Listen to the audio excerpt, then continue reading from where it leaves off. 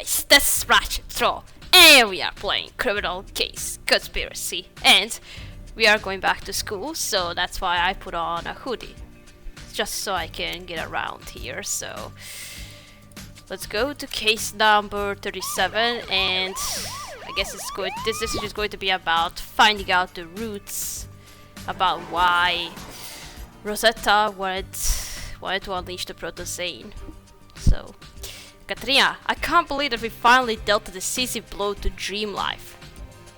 Rosetta and her lead scientists are in jail for developing a mind-altering serum to render people docile and compliant. Yeah, unfortunately, I got to experience that firsthand. Thank goodness we stopped Protozane from distribution and handed over the dough to the appropriate authorities. Sadly, our victory wasn't painless. Our dear friend, Rupper, and our unlikely ally, Tony Marconi, both lost their lives. Ed Jones had to deal with his girlfriend being driven to murder as a result of trauma. The chief had to put him on leave until he's fit to work again. Jones didn't resign from the force thanks to your unwavering support, Katria. I hope he'll be with us again soon. But for now, I'm more worried about Rosetta's parting words. Why did she be what she said we won the battle, but not the war? And we never found out what the drive I created the Protozane for. That's why the chief wants us to look into Rosetta's past. We know she attended Greensboro University as a young teen, and she found a dream life straight after graduation. Speaking of the university, Dean Donna Walker just called. She found a dead body at the university entrance. A murder at the university? How horrible! Your first priority will be solving this murder at the campus, but don't let Rosetta Pierre stray too far from your minds. Okay, first things first, we're gonna just investigate a murder case like any other, without Dream Life. Maybe we'll just later go in and look for the past about Rosetta. Yeah, I don't know how I wanted to say it. Oh my gosh, she was cut in half. And why did you leave her here at the university entrance? Somehow this looks like it's a message of some sort. Don't come to the university or else you'll be killed. Okay, A++, congrats.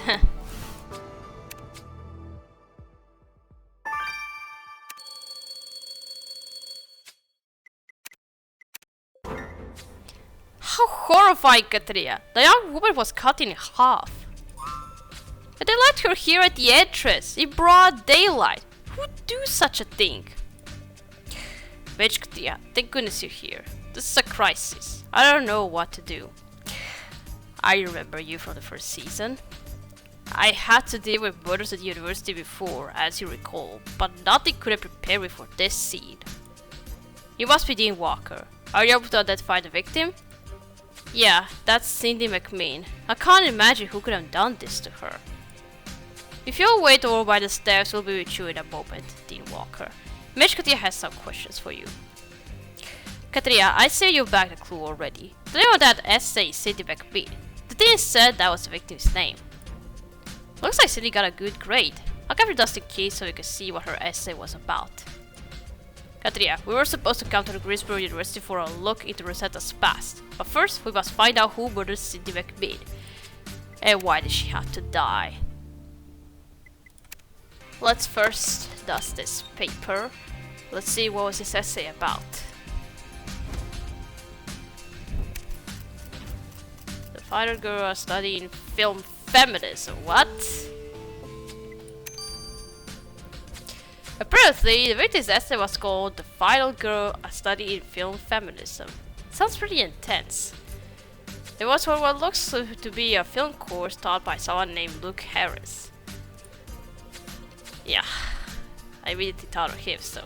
Oh, you know Luke Harris, Katria. You met him during an old investigation, and he was engaged to one of your old teammates. He was engaged to Grace. So, you guys have some history. Well, looks like you have a chance to catch up. Let's go see Professor Harris and ask him about the victim. Yeah, you were teaching movies. I remember you. Okay. 2 old acquaintances for now. Let's first have a chat with the dean.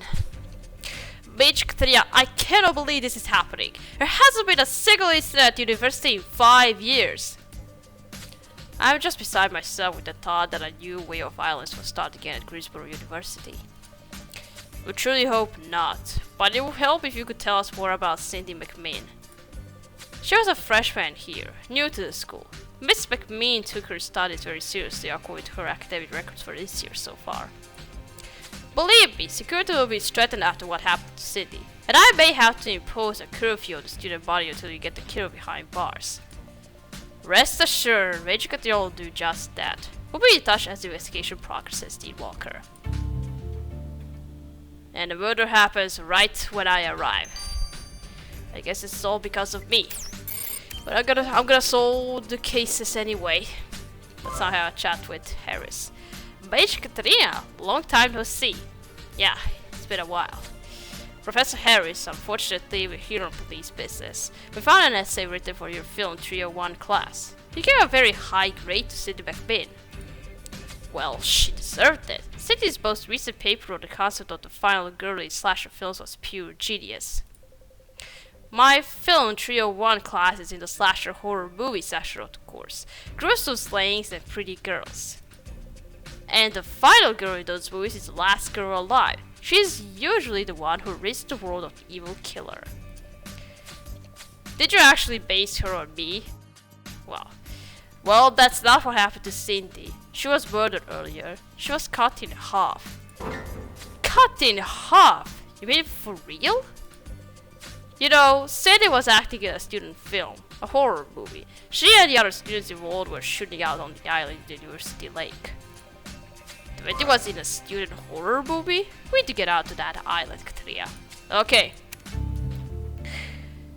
Okay, you were shooting a movie. And a horror movie.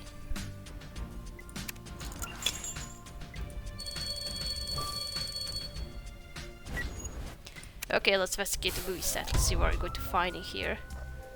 Maybe some prop for the horror. What would it be? Maybe just Jason Voorhees' slasher blade. Why not?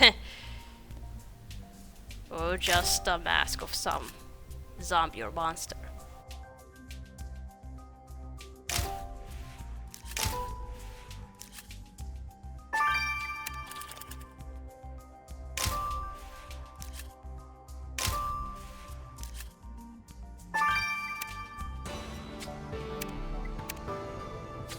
Professor Harris said that the victim was shooting a horror movie here. I wonder if anyone besides us is on this island. Hello! Greensboro PD! Is anyone here? Nobody. Looks like it's just us, Katria. So I guess we better go through that crate. There could be something worthwhile hidden inside. And you're right, Katria. This sticky camera doesn't look like you can shoot a movie with it. So it can't be a part of the film crew's equipment. Let's unlock the camera to see who could have left it here. Okay.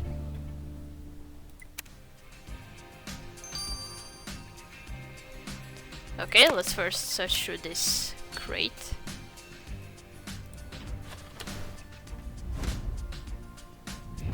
Okay, pizzas and clapperboards. And some rocket cow. Okay. Landscaping crew, and there's no name for this guy. You found a university badge in that crate? There's no name, but it does belong to someone of the landscaping crew. What would a landscaper's badge be doing there? Totally bizarre. Maybe if you check his face in the database we could get a name. Okay.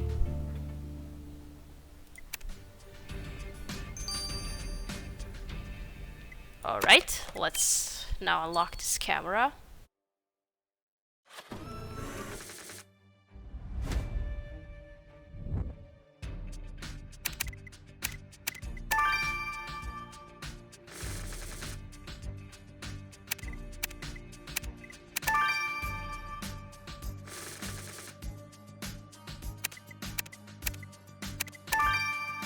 Oh my gosh, so close. Again.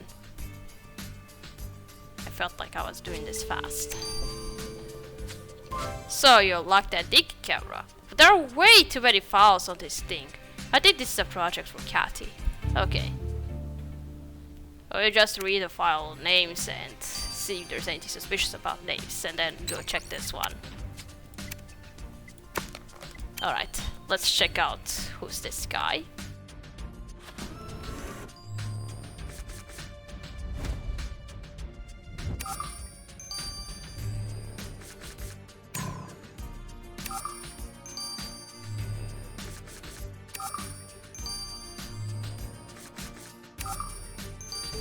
You identified Gunnar Burns.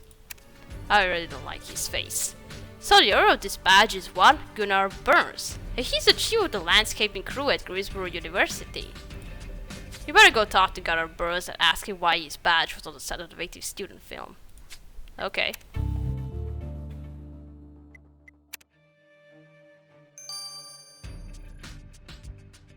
Let's have a chat with him. Gunnar Burns, you must be aware that a young student was murdered on campus, Cindy McMinn.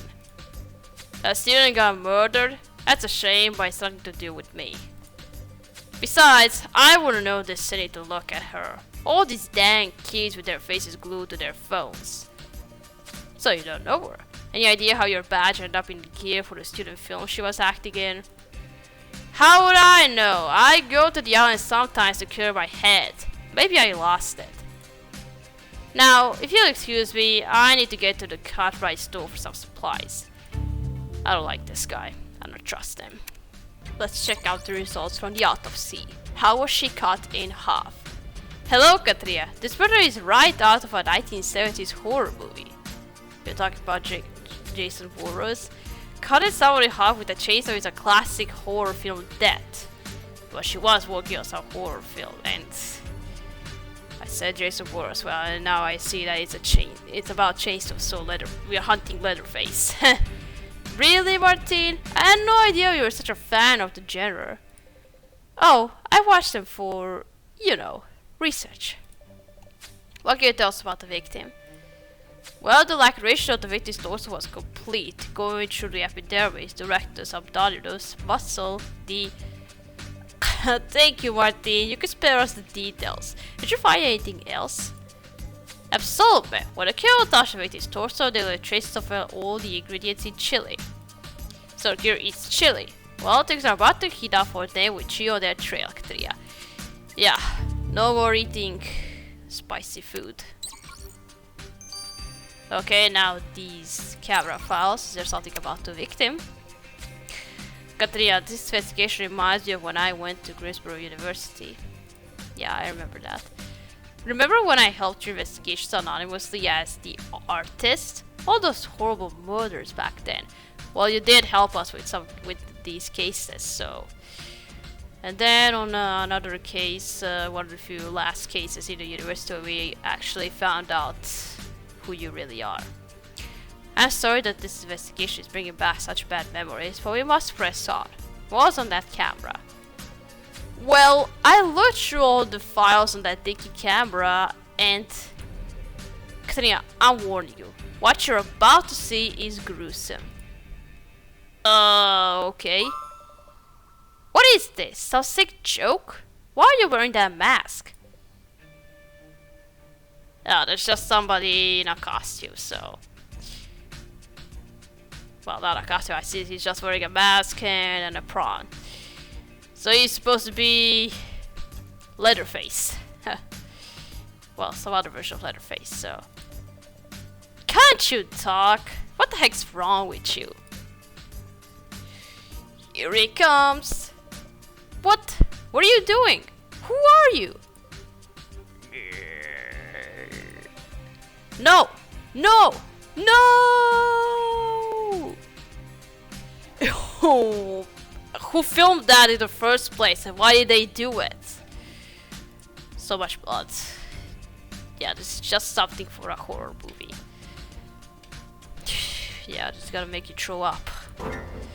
Katria, did we just see the murder with our own eyes? I'm afraid so, although it's unclear whether it was recorded by the killer on purpose or by accident.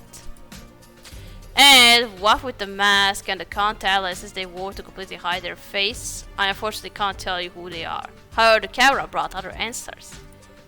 This type of camera is specifically used to go underwater. In addition to the motor, there was a lot of underwater footage on the camera.